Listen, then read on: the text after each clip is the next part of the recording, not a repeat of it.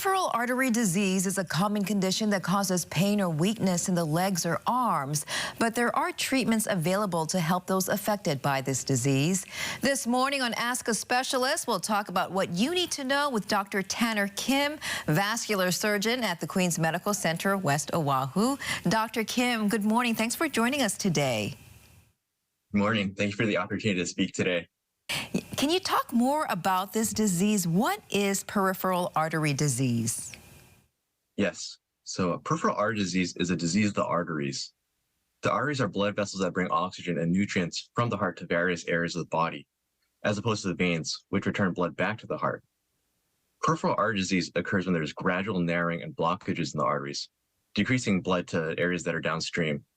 This most commonly occurs in the legs, although it can happen elsewhere too, such as the arms.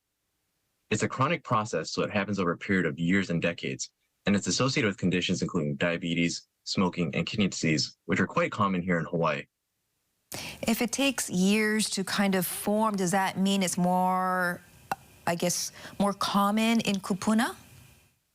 Yes, it's definitely more common in our elderly population. And what are the signs and symptoms of this disease? Yes. So the most common signs and symptoms of peripheral artery disease are related to the legs. Some patients may not notice any issues. Others may notice that their legs are cooler or that one is cooler than the other. A common complaint that I hear is lower extremity cramping, which is also referred to as claudication. This most commonly occurs with walking or exercise. Patients will commonly tell me that they are able to walk a certain predictable distance before the onset of cramping, which causes them to stop and rest for a few minutes. I'll often hear from my patient that they may be able to walk several blocks before they get this cramping type pain, and they have to stop and rest for a few minutes before they can go on again. And this process sort of repeats itself over and over again. And the cramping may occur anywhere, including the calves or the thighs. And it's also important to note that this is different from nerve, back, or orthopedic type issues, which can commonly be confused with the symptoms of peripheral artery disease.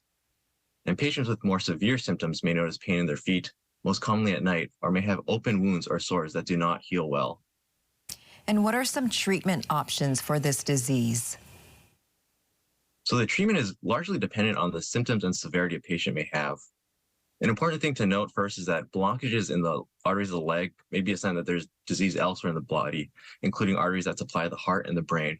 So we want to make sure that we're addressing the underlying causes of atherosclerosis and blocked arteries by ensuring patients are on the correct medications and making important lifestyle changes, including stopping smoking.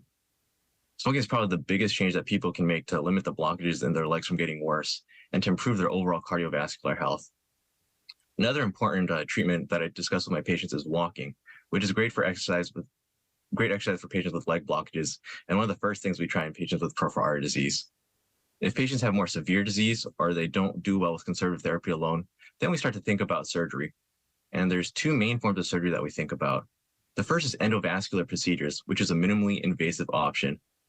We access the artery via a large needle stick in the groin, kind of like a large IV, and we take pictures down the leg with some contrast. If there are blockages, we may be able to open up with a balloon or a stent. It's usually an outpatient procedure, so patients are usually able to go home the same day.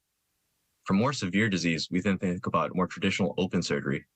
This can be done in the form of directly cleaning out the artery, which is an endarterectomy, or we can do a bypass and go around the block segment in the leg, similar to the bypasses that are done for the heart.